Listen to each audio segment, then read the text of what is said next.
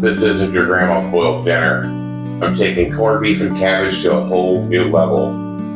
Slow roasted corned beef, cooked low and slow for 3 hours until it's melt in your mouth tender. And instead of boiling the cabbage, I seared it for flavor, and then I steamed it with a dark Guinness for that deep Irish soul.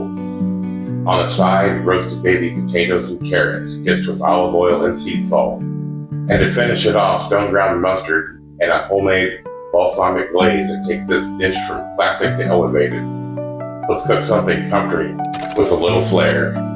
First, we're going to take our corned beef brisket and place it fat side up in a baking dish. We're going to take this spice kit that comes with it and massage it into the top. I'm going to hit it with some additional black pepper. I'm going to wrap the corned beef brisket in heavy foil and stick it in the oven for close to 3 hours. I'm going to start my balsamic glaze with a cup of balsamic and 2 tablespoons of brown sugar. We'll let that boil and reduce down to half of the volume.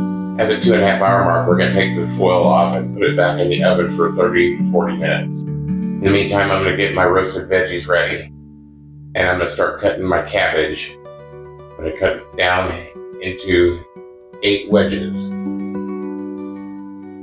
After cooking the brisket an additional 30 to 40 minutes, we're going to stick a fork in there, and if it meets resistance, it's not done. You can put it back in the oven for about a half hour. I'm going to sear my cabbage wedges in olive oil on both sides for 1 minute. Then I'm going to transfer them to a cooling rack. Then I'm going to place the cooling rack on top of a baking pan and salt and pepper the cabbage wedges. And I'm going to take a can of Guinness and pour it in the bottom of the pan. The beer will gently steam the cabbage and infuse it with a stouty essence.